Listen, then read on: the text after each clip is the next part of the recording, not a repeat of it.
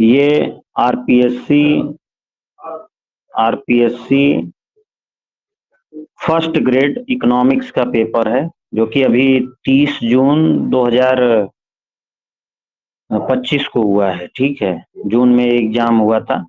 तो RPSC PGT economics का paper है। ठीक है, ये 2025 का। इसको हम लोग सॉल्व करेंगे। ठीक है बेटा, अच्छा क्वेश्चन पेपर है और आपकी तैयारी अगर अच्छी है तो आप लोग अच्छा इसको कर सकते हैं। ठीक है, चलिए आगे बढ़ते हैं। देखिए पहला क्वेश्चन, क्वेश्चन पेपर दिख रहा है कि नहीं? क्यों भाई, क्वेश्चन पेपर दिख रहा है ना अच्छे से? कोई समस्या तो नहीं आ रही है? बताओ भाई।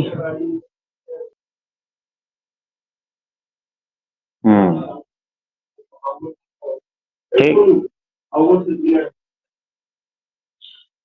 तो पहला क्वेश्चन है, हायरोड के आर्थिक वृद्धि मॉडल में वृद्धि की वास्तविक दर निर्धारित होती है। ऑप्शन 1 है सभी उपलब्ध आर्थिक संसाधनों के पूर्ण उपयोग से। दूसरा है बचत अनुपात और वृद्धिशील पूंजी उत्पाद अनुपात से। तीसरा ऑप्शन है पूंजी के बढ़ते हुए स्टॉक के पूर्ण उपयोग से। चौथा ऑप्शन है कार्यशील जनसंख्या और वर्तमान में उपलब्ध तकनीक से। और पांचवा ऑप्शन है अनुत्तरित प्रश्न। तो हायरोड ने जो अपना मॉडल दिया था, ग्रोथ मॉडल, उसमें जो एक्चुअल ग्रोथ रेट थी वो किससे डिटरमाइन होती थी? वास्तविक जो वृद्धि दर थी वो किससे डिटरमाइन होती थी? हम लोग सभी लोग जानते हैं, जो एक्चुअल ग्रोथ रेट थी हायरोड की, वो सेविंग रेट और कैपिटल आउटपुट रेशियो के ऊपर डिपेंड करती है। किसके ऊपर डिपेंड करती है? बचत दर या बचत अनुपात और पूंजी उत्पाद अनुपात या वृद्धिशील पूंजी उत्पाद अनुपात पर निर्भर करती है, उससे डिटरमाइन। तो कौन सा ऑप्शन सही हो जाएगा? सेकंड जो है ऑप्शन करेक्ट है।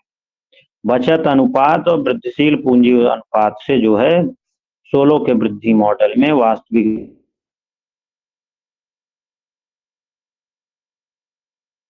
है ना।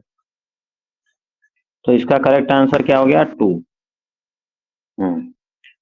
सेकंड क्वेश्चन देखिए आप लोग, कह रहा है सोलो मॉडल के अंतर्गत तटस्थ तकनीकी परिवर्तन का अर्थ क्या है?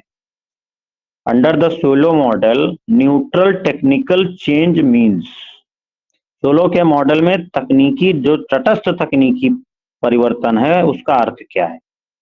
तो पहला ऑप्शन है पूंजी और उत्पादन वक्र पर कोई प्रभाव न होना। ठीक है, उत्पादन वक्र में नीचे की ओर विवर्तन होना, बचत वक्र में नीचे की ओर विवर्तन होना, उत्पादन वक्र में ऊपर की ओर विवर्तन होना, और पांचवा ऑप्शन है अनुत्तरित प्रश्न। इसका आंसर बताइए जरा। इंग्लिश में पहला ऑप्शन है no effect on capital and output करो, डाउनवर्ड शिफ्ट इन आउटपुट करो, डाउनवर्ड शिफ्ट इन सेविंग करो, upward shift in the production function. बताओ भाई क्या आंसर है इसका सोलो के? ए, बिल्कुल ए विल बी करेक्ट आंसर। देखो न्यूट्रल टेक्निकल प्रोग्रेस पूछ रहा है ना, न्यूट्रल है, जो तकनीकी जो परिवर्तन हुआ है इकोनॉमी में उसका जो प्रभाव है वो न्यूट्रल है, उससे न पूंजी पर प्रभाव पड़ रहा है न उत्पादन पर प्रभाव पड़ रहा है। तो पूंजी और उत्पादन वक्र पर कोई प्रभाव नहीं पड़ेगा। तो इसका करेक्ट आंसर क्या हो जाएगा? 1। ठीक है, तीसरा आंसर देखिए, तीसरा क्वेश्चन देखिए। तीसरा क्वेश्चन है, कह रहा है कि समृद्धि और विकास के मॉडल के प्रकाशन के संबंध में निम्न में से कौन सा सही कालक्रम है? कह रहा है which of the following is correct chronological order of publication of growth and development models. ठीक है, अब देखिए पहला क्वेश्चन है डोमर। देखिए पहली बात तो समझ लीजिए, डोमर कब आया था? डोमर ने अपना मॉडल कब दिया था?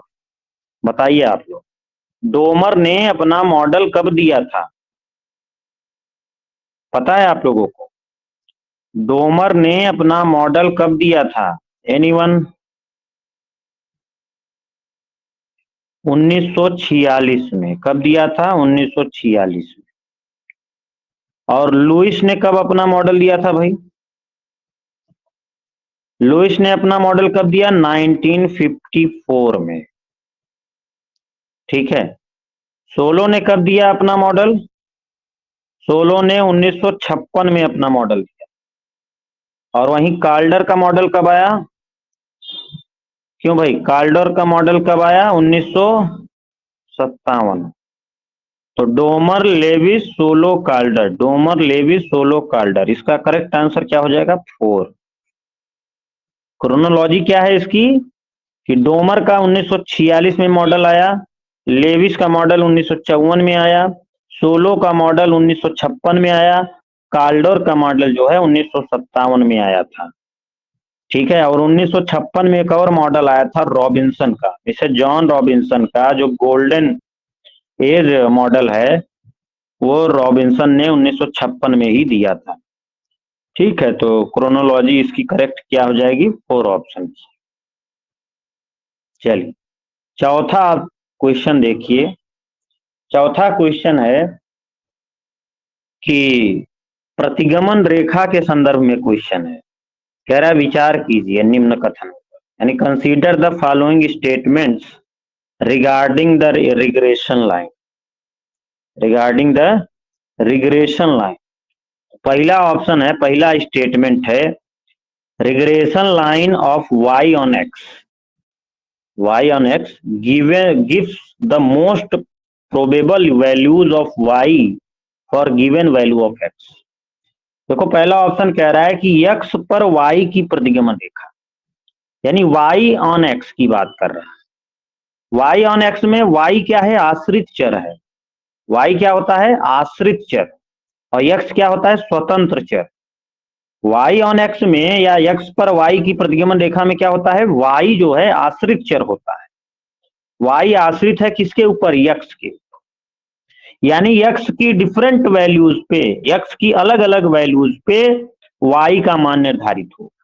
तो पहला स्टेटमेंट में यही लिखा है ना कि x पर y की प्रतिगमन रेखा x के दिए हुए मूल्य के लिए, यानी x के स्वतंत्र चर है ना x, तो x के बहुत सारे मान होंगे, दिए हुए मान होंगे, और उन दिए हुए मानों पर, मूल्यों पर y के सर्वाधिक संभावित मूल्य को बताते हैं।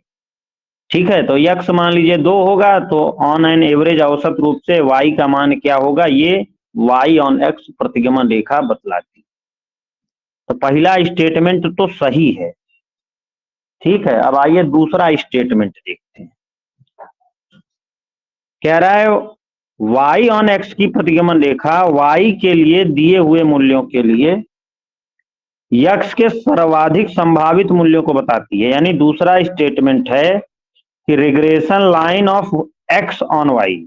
देखो यहाँ पर y ऑन x था, यहाँ पे x ऑन y है। x ऑन y में x जो है ये डिपेंडेंट वेरिएबल है, आश्रित चर है, और y जो है इंडिपेंडेंट वेरिएबल है, स्वतंत्र चर है। यानी यहाँ पे y क्या मान दिया होगा और x का संभावित मान होगा।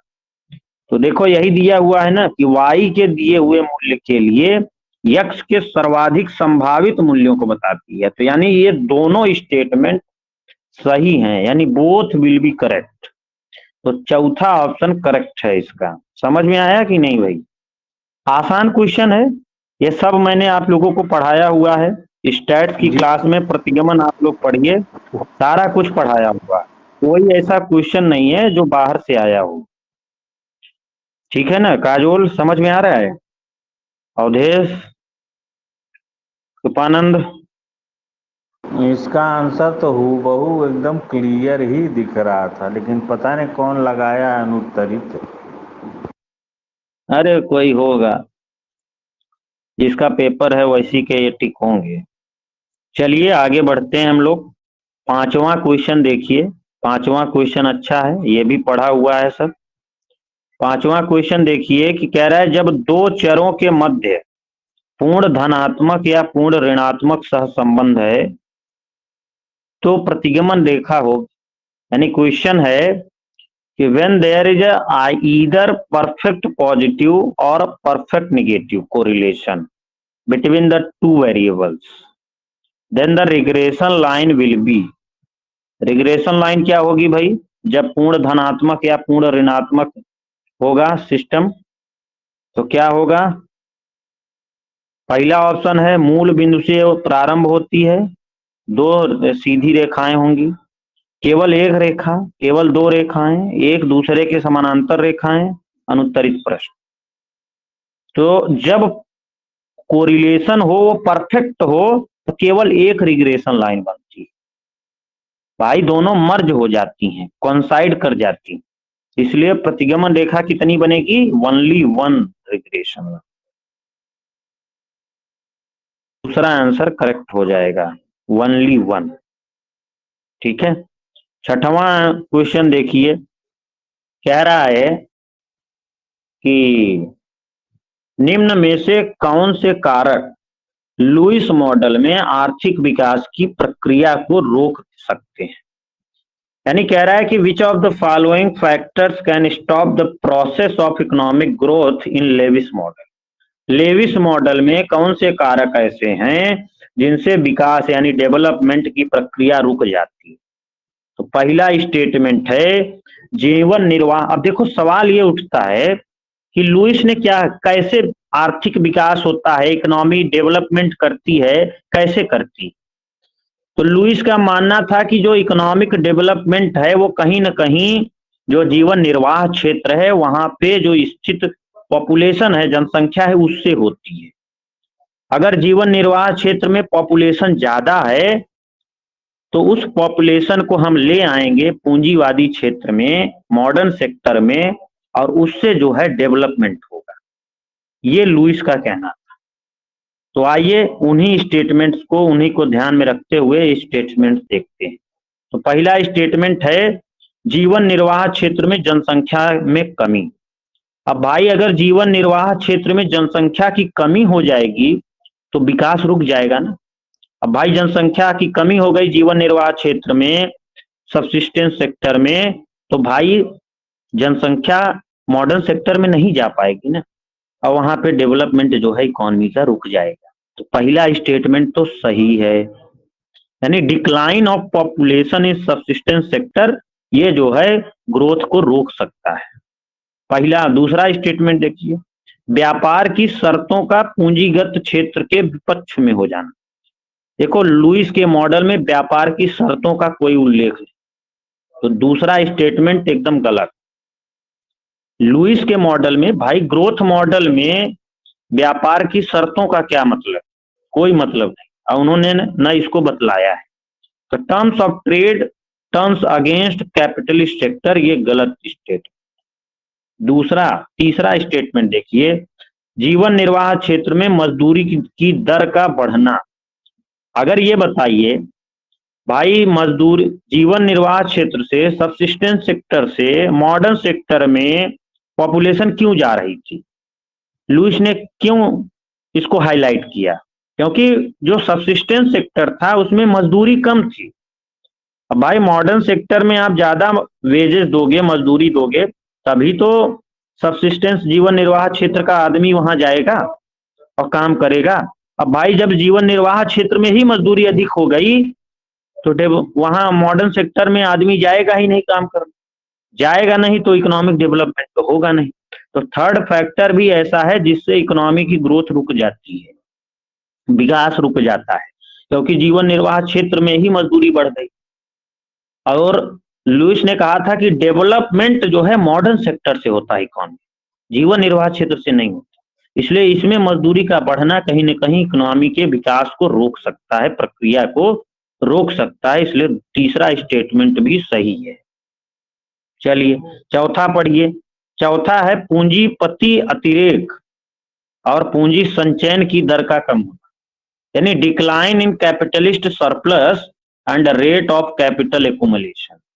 अब भाई कैपिटल एक्यूमुलेशन भी कम होगा और कैपिटलिस्ट सरप्लस भी कम होगा, तो इकोनॉमी कैसे डेवलपमेंट करेगी, नहीं कर पाएगी। तो चौथा स्टेटमेंट भी सही है, यानी फर्स्ट, थर्ड और फोर्थ तीन स्टेटमेंट सही है। किसमें मिल रहा है ये, फर्स्ट, थर्ड, फोर्थ, तो fourth will be correct answer. चौथा जो ऑप्शन है वो सही आंसर है। ठीक है, वन, थर्ड, फोर्थ। समझ में आया कि नहीं, जल्दी जल्दी बताओ। क्यों भाई, कोई समस्या? गुड, चलिए 7वां क्वेश्चन देखिए, सातवां क्वेश्चन देखो, अच्छा क्वेश्चन। 7वां क्वेश्चन है, कह रहा है एक आदमी है ए, वो 75% स्थितियों में सच बोलता है, 25% झूठ बोलता है। ठीक है, मान लो तुम ही लोग हो, 75% सही बोलते हो और 25% झूठ बोल देते हो। और एक दूसरा आदमी है बी, वो 20% केवल झूठ बोलता है, यानी 20% की स्थितियों में, अवस्थाओं में झूठ बोलता है, बाकी 80% सही बोलता है। तो क्वेश्चन पूछ रहा है कि क्या प्रायिकता है कि एक ही तथ्य का वर्णन करने में वे एक दूसरे के विरुद्ध, यानी एक ही तथ्य का वर्णन करने में एक दूसरे के विरुद्ध, यानी एक सच बोले एक झूठ बोले, क्या प्रायिकता है। तो आप ये हमें बताइए कि जैसे हमने अभी आपको कहा कि ए आदमी है, ए व्यक्ति के प्रोबेबिलिटी क्या है, पीए की प्रोबेबिलिटी, पी को मतलब मैं प्रोबेबिलिटी से डिनोट कर रहा हूं। तो ये बताओ सच कितना बोलता है। 75% अवस्थाओं में सच बोलता है, यानी 75% मतलब 0.75। ठीक है, अगर 75% सच बोलता है और क्या कहते हैं 20% झूठ, 20% झूठ यानी गुणा हो जाएगा, और झूठ वाला हो जाएगा ना, और में गुणा होता है ना, तो प्रोबेबिलिटी ऑफ ए कितनी हो जाएगी 0.75 और 0.25 कितना हो जाएगा 75 दूना 150 और एक अंक पे 3 अंक पे दशमलव, तो क्या हो जाएगा 0.15। ठीक है, अब प्रोबेबिलिटी ऑफ बी निकालो, बी की प्रोबेबिलिटी क्या है। अब भाई अगर ए का 75% वो सही बोलता है 75% स्थितियों में, तो बी 25% स्थितियों में झूठ बोलेगा, और यानी ये 20% स्थितियों में झूठ बोलता है, तो ये 80% में सही बोलेगा, हो जाएगा ना ऐसे। तो बी के लिए क्या हो जाएगा 0.25 0.80 कितना हो जाएगा 0.20। ठीक है, तो 0.20 0.15। अब ये बताओ, ये कह रहा है कि एक ही तथ्य का वर्णन, यानी एक सही बोले और एक झूठ बोले, तो इसमें या मतलब दोनों में एक सिचुएशन हो सकती है ना, तो या जहां पे आता है वहां पे क्या लगता है probability of A plus probability of B, ऐसे निकलेगा। तो प्रोबेबिलिटी ऑफ ए कितना है 0.15 प्लस 0.25, प्रोबेबिलिटी ऑफ बी कितना हो जाएगा 0.35। तो इसका आंसर क्या हो जाएगा 0.35। फर्स्ट जो है ऑप्शन करेक्ट है। ठीक है, आसान क्वेश्चन है, एडिशन थ्योरम से है, मैंने पढ़ाया हुआ है आप लोगों को। तो पहला आंसर करेक्ट है इसका 0.35। ठीक है ना, चलें आगे। क्यों भाई, जल्दी बताओ। जी सर।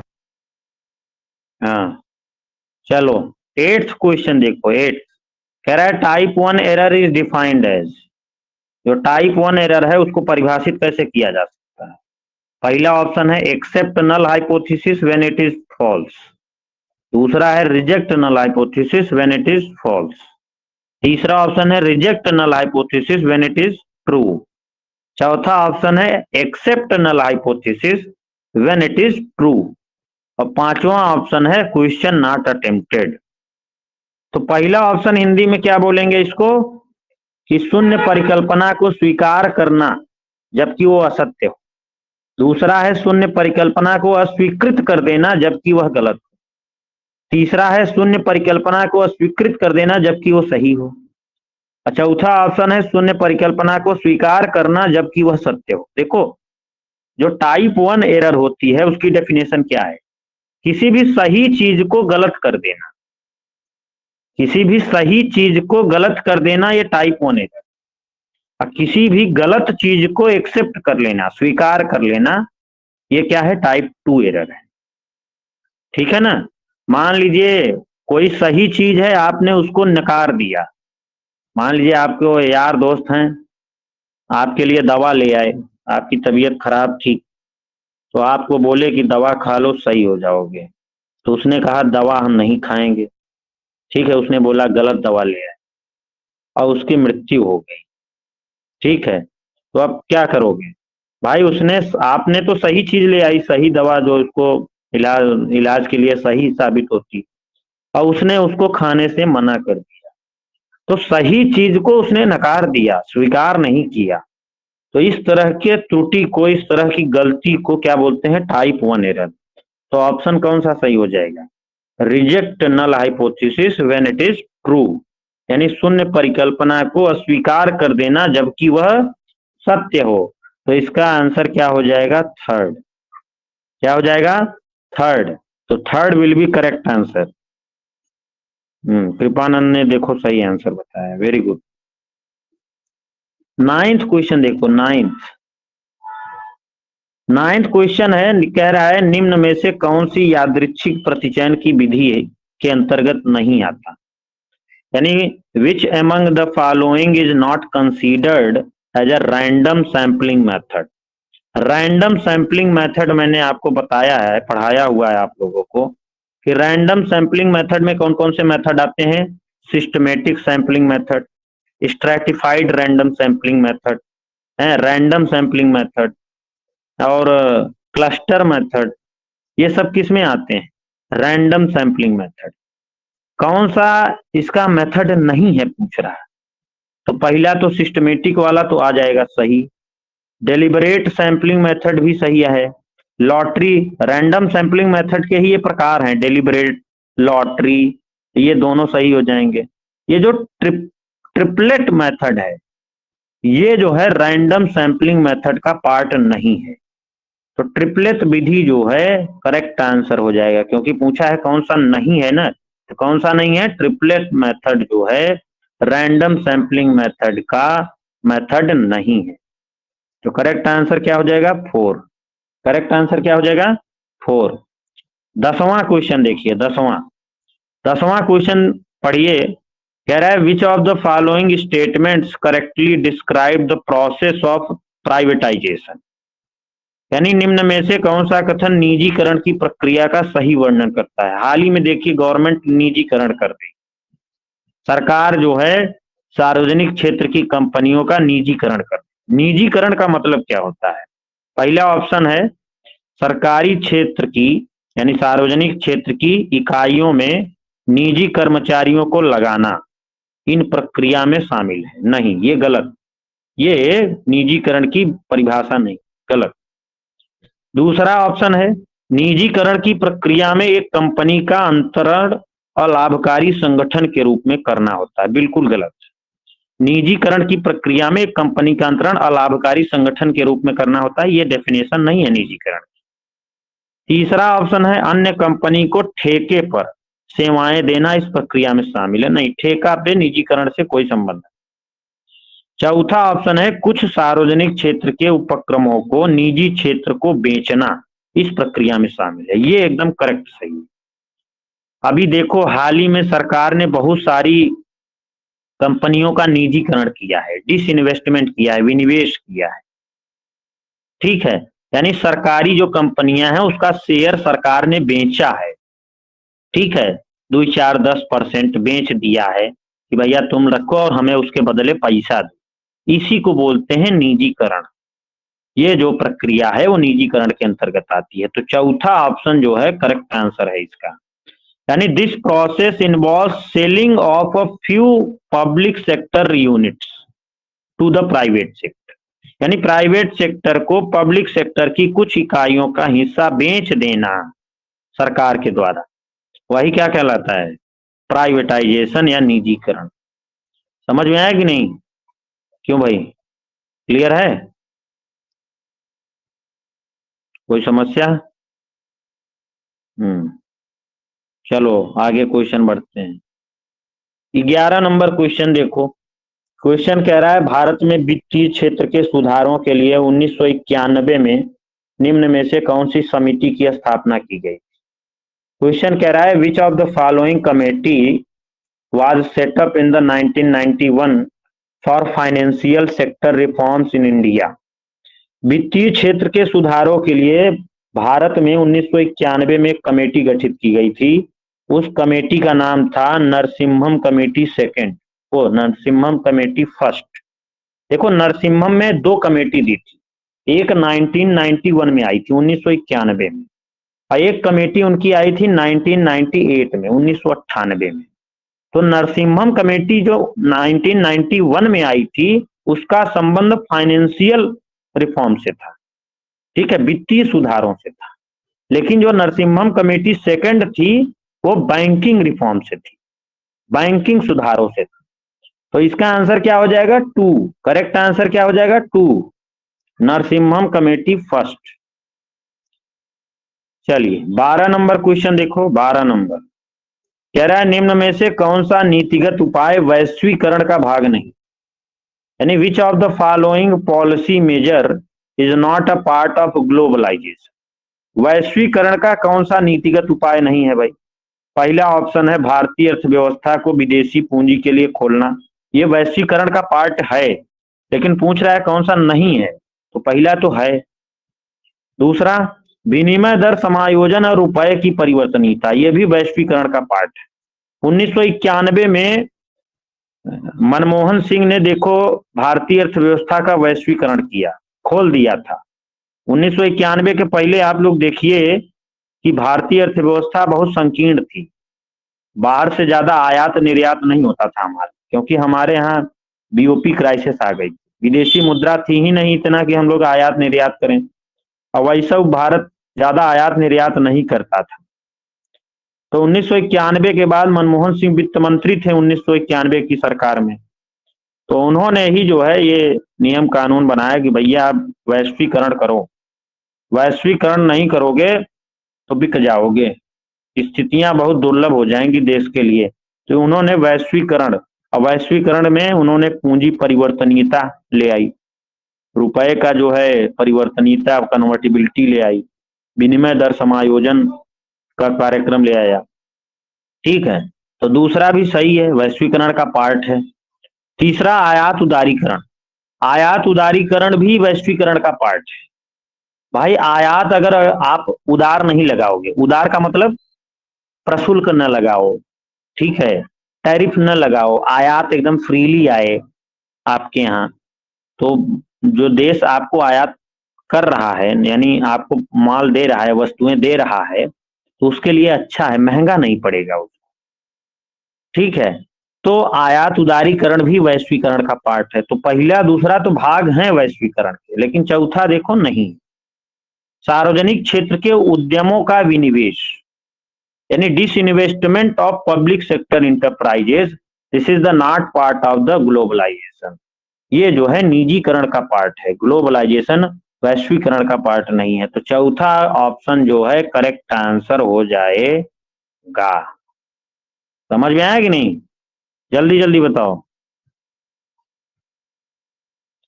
चौथा ऑप्शन करेक्ट हो जाएगा, जो कि गलत है, इसका पार्ट नहीं। चलिए 13 नंबर क्वेश्चन देखिए। 13 नंबर क्वेश्चन कह रहा है कि 1991 में भारत में वित्तीय संकट के संदर्भ में निम्न में से कौन सा कथन सही नहीं है, पूछ रहा। 1991 में भारत में वित्तीय संकट आया था, फाइनेंशियल क्राइसिस आ गई थी, भारत पैसा कम पड़ गया था, डॉलर कम हो गया था, विदेशी मुद्रा की कमी हो गई थी, भारत जो है 2 हफ्ते का सही से आयात नहीं कर सकता था 1991 की क्राइसिस में, तो बड़ी समस्या आ गई थी ना। अब वो समस्या में कौन सा कथन सही नहीं है वो पूछ रहा है। तो पहला ऑप्शन है विदेशी मुद्रा भंडार उस स्तर तक गिर गया था जो अधिकतम 2 माह तक आयात के वित्त पोषण के लिए भी पर्याप्त नहीं था।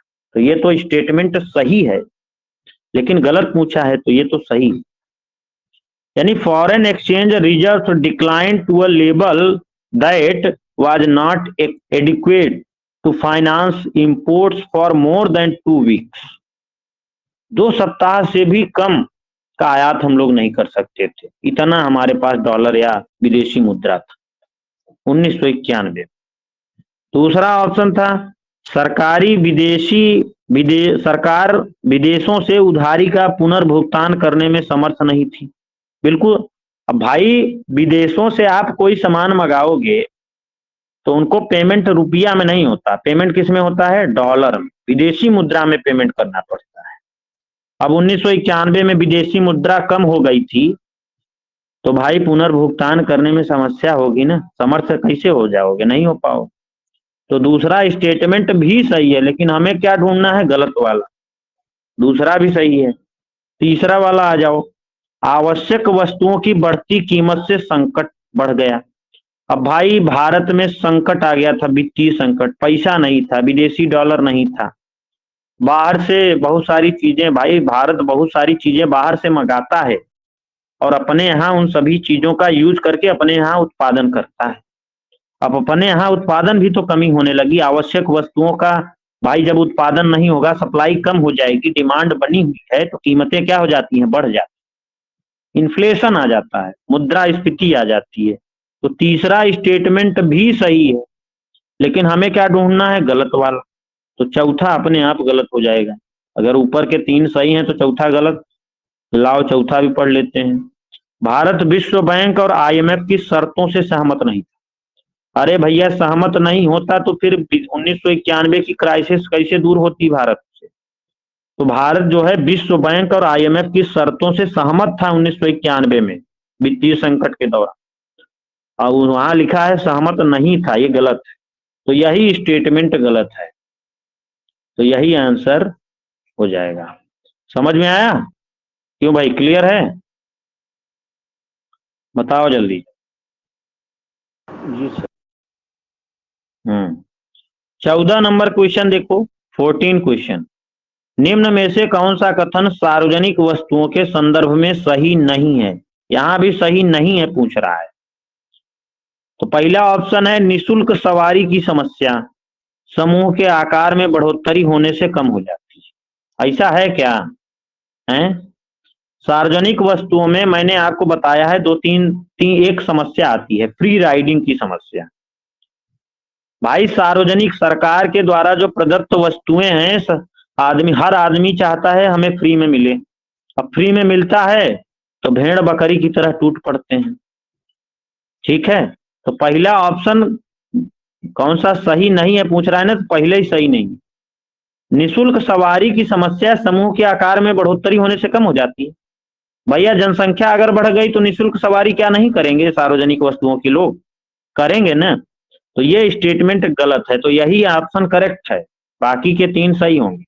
तो देखो आओ इसको भी पढ़ लेते हैं। सार्वजनिक वस्तुएं उपभोग में गैर प्रतिद्वंदी होती हैं, बिल्कुल सही बात। जो पब्लिक गुड होती हैं वो नॉन राइवल होती हैं, नॉन राइवल इन कंजप्शन। नॉन राइवल इन कंजप्शन का मतलब क्या है कि आपके वस्तु का, आप कोई किसी वस्तु का उपभोग कर रहे हो, खा रहे हो, तो आपके खाने से किसी दूसरे के उपभोग पर प्रभाव नहीं पड़े। अगर प्रभाव नहीं पड़ रहा है तो वो वस्तु सार्वजनिक वस्तु है। तो दूसरा स्टेटमेंट तो सही है, सार्वजनिक वस्तु की विशेषता को बतला रहा है। हमें गलत ढूंढना है तो हमने ढूंढ लिया है पहला वाला।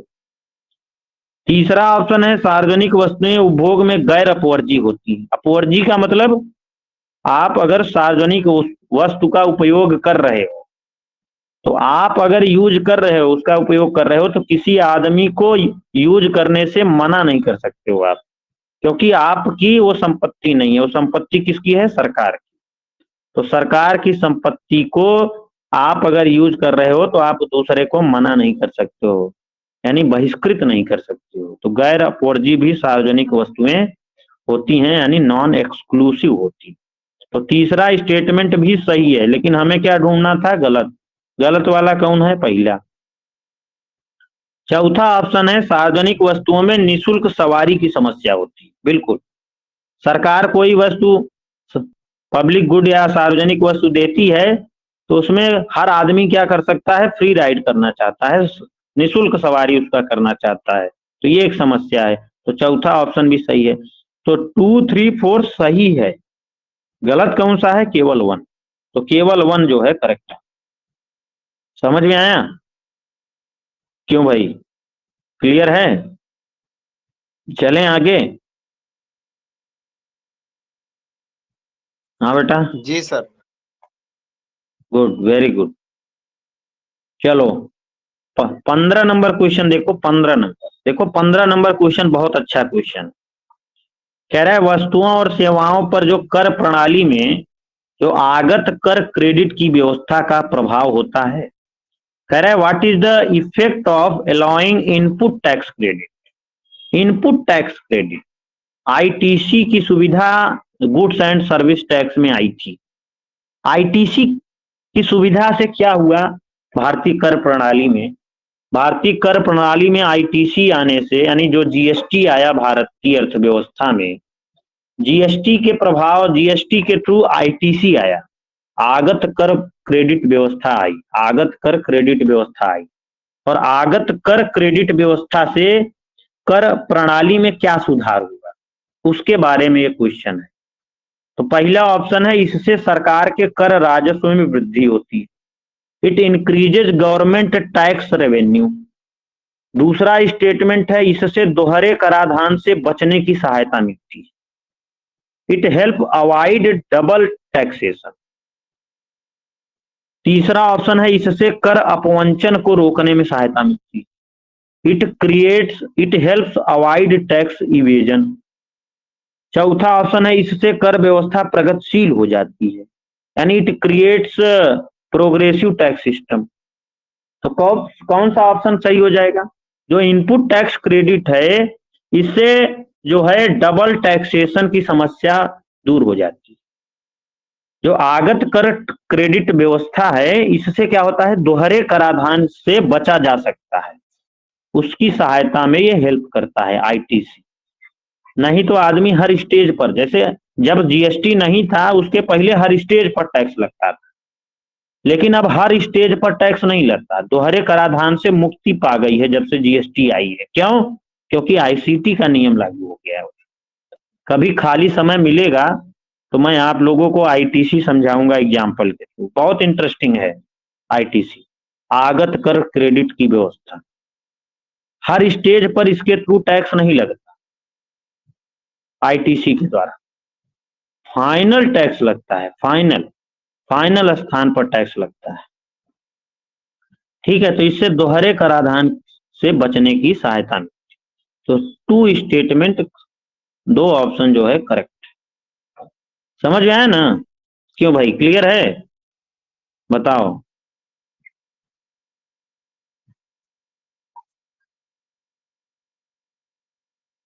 हम्म 16 नंबर क्वेश्चन देखिए, 16 नंबर का आप लोग आंसर बताइए जरा। मैच द फॉलोइंग है, बजट घाटा, राजस्व घाटा, राजकोषीय घाटा और प्राथमिक घाटे का फार्मूला पूछ रहा है। तो आप लोग इसको तो बता ले जाओगे, ये तो हलवा क्वेश्चन। स्टेटमेंट दूसरा ऑप्शन करेक्ट भी है, आप लोगों ने बता दिया, तो मैं आंख मूंद के आप लोगों के विश्वास पर चलता हूँ, दूसरा स्टेटमेंट को सही मान लेता हूँ, दूसरा ऑप्शन को। पहले का डी आंसर है। बजट घाटा क्या होता है? बजट घाटा जो है कुल व्यय माइनस कुल प्राप्तियां होती है, total expenditure minus total receipt जो है बजट डेफिसिट को बतलाता है। अब आ जाते हैं राजस्व घाटा, रेवेन्यू डेफिसिट। रेवेन्यू डेफिसिट क्या होता है भाई? Revenue expenditure minus revenue receipt. राजस्व घाटा क्या होता है? राजस्व व्यय माइनस राजस्व प्राप्तियां। तो दूसरा का सी हो जाएगा, दूसरे का सी। तो पहले का डी, दूसरे का सी, केवल दूसरे ऑप्शन में मिल रहा है, तो यही करेक्ट आंसर हो जाएगा। और वहीं राजकोषीय घाटा भी देख लेते हैं लगे हाथ। राजकोषीय घाटा क्या होता है? कुल व्यय माइनस राजस्व प्राप्तियां प्लस गैर ऋण से सृजित पूंजीगत प्राप्तियां। तो क्या हो जाएगा? थर्ड का ए हो जाएगा। और प्राथमिक घाटा क्या होता है? राजकोषीय घाटे में से ब्याज दायित्व घटा दो, ब्याज का जो लायबिलिटी है वो घटा दो, तो आपको प्राथमिक घाटा पता चल जाता है। तो फोर्थ का क्या हो जाएगा? बी। तो ऑप्शन क्या सही हो जाएगा? 2। ठीक है, चलिए 17 नंबर क्वेश्चन देखिए। 17 नंबर कह रहा है, सोलो के नियो क्लासिकल विकास मॉडल के संबंध में कौन सा कथन सही नहीं है, पूछ। कह रहा है which of the following statement is not correct regarding the solo neo classical growth model. पहला ऑप्शन है तकनीकी प्रगति का स्तर बहिर्जात रूप से निर्धारित माना गया है। सोलो ने अपने मॉडल में जो टेक्निकल प्रोग्रेस है, तकनीकी प्रगति है, उसको बहिर्जात रूप से निर्धारित करते हैं, एक्सोजीनस फैक्टर मानते हैं उसको सोलो। तो the level of technological progress was assumed to be determined exogenously. Exogenously जो है तकनीकी प्रगति को डिटरमाइंड मानते हैं सोलो में। तो सोलो भाई का जो ये स्टेटमेंट है सही। हमें क्या ढूंढना है? गलत वाला। पहला तो सही है। दूसरा है सर्वप्रथम इसने हाइरोड डोमर विकास समीकरण में एक स्वतंत्र चर प्रौद्योगिकी की शुरुआत की। बिल्कुल सही है। सोलो ने अपने मॉडल में, देखो हाइरोड डोमर ने ज्यादा तकनीकी प्रगति को हाईलाइट नहीं किया था, लेकिन सोलो ने सर्वप्रथम क्या किया कि हाइरोड डोमर विकास मॉडल के समीकरण में एक स्वतंत्र चर यानी एक एक्सोजीनस वेरिएबल तकनीकी प्रगति की शुरुआत करी, उसमें इंट्रोड्यूस किया। तो दूसरा स्टेटमेंट भी सही है। It introduce an independent variable technology to the Harrod Domar growth equation. तो दूसरा भी सही है। हमें क्या ढूंढना है? गलत वाला। तीसरा है इसने श्रम और पूंजी पर अलग अलग बढ़ते प्रतिफल को प्रदर्शित किया है। बिल्कुल सही है।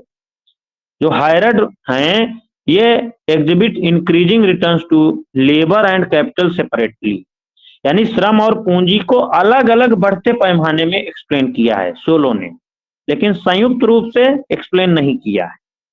इसने श्रम और पूंजी पर संयुक्त रूप से स्थिर प्रतिफल प्रदर्शित किया है, ये गलत।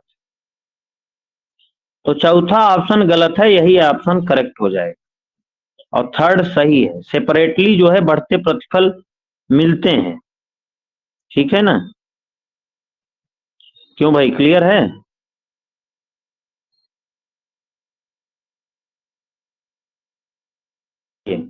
समझ में आ रहा है?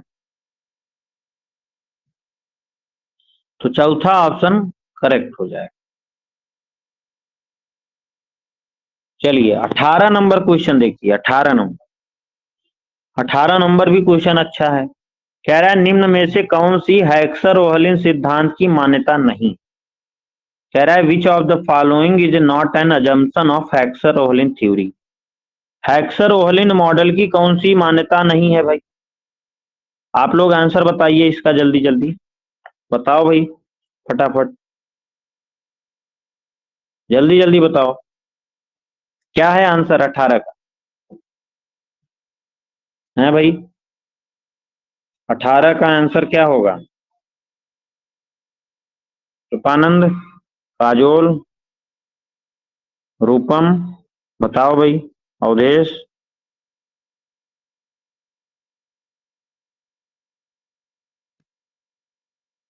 नहीं पता? 2। अच्छा 2 कहां से हो जाएगा? 3 आंसर करेक्ट है, 3 वाला। या ये अजम्पशन लिखवाए हैं, सारी खोल के देखिए। पहला ऑप्शन है दो देशों के बीच अंतरराष्ट्रीय व्यापार संतुलित है, पहला सही है। International trade between two nations is balance, तो पहला तो सही है। दूसरा दोनों वस्तुओं दोनों देशों में पैमाने के स्थिर प्रतिफल के अंतर्गत उत्पादित होती हैं। भाई हैक्सर-ओहलिन मॉडल ने दो वस्तु दो देश को लिया था और पैमाने के स्थिर प्रतिफल को भी लिया था, तो ये दूसरा भी सही है ना। लेकिन पूछा है कौन सी मान्यता नहीं है, और दोनों देशों में उत्पादन में पूर्ण विशिष्टीकरण है, नहीं। सो है ये हैक्सर-ओहलिन मॉडल की मान्यता थी कि दोनों देशों में अपूर्ण विशिष्टीकरण होता है। ठीक है, इनकम्प्लीट स्पेशलाइजेशन होता है, कंप्लीट स्पेशलाइजेशन नहीं होता। इसलिए यही स्टेटमेंट गलत है, यही मान्यता हैक्सर-ओहलिन मॉडल की नहीं, बाकी सब है। दोनों देशों में वस्तु और साधन बाजारों में पूर्ण प्रतियोगिता है, तो ये भी सही है। तो 1 2 4 सही है, थर्ड वाला गलत है, क्योंकि स्पेशलाइजेशन कंप्लीट नहीं होता हैक्सर-ओहलिन मॉडल में, इनकम्प्लीट स्पेशलाइजेशन होता है। तो ठीक है, तो third will be correct answer, third will be correct answer.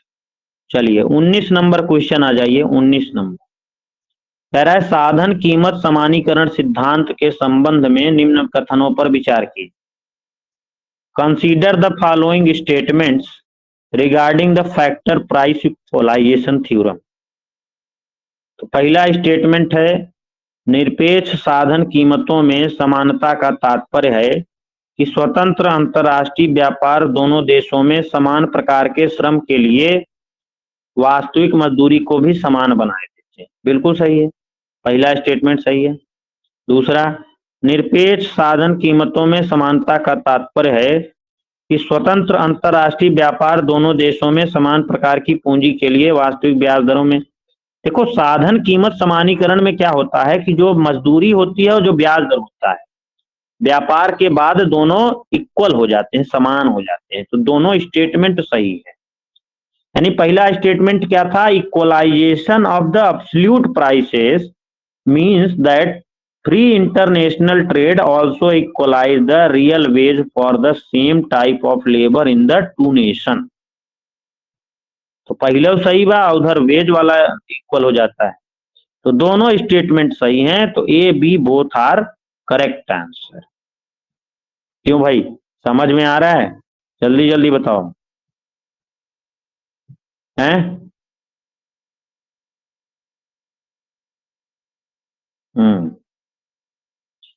20 number question देखो, कह रहा है आर्थिक सर्वेक्षण 2024-25 के अनुसार वर्ष 2022 में विश्व निर्यात में भारत का हिस्सा क्या था? As per economic survey 2024-25 India share in world exports in the year of 2022 was, यानी 2022 में भारत का विश्व निर्यात में भारत का हिस्सा कितना था? 2.2% था। कितना था? 2.2% भारत का हिस्सा है। यानी विश्व के निर्यात का भारत केवल 2.2% निर्यात करता है। कितनी बड़ी बात। तो ये डेटा है, ठीक है ना। तो आज की कथा यहीं पे समाप्त करते हैं। आगे की कथा कल जो है यहीं से प्रारंभ होगी, ठीक है।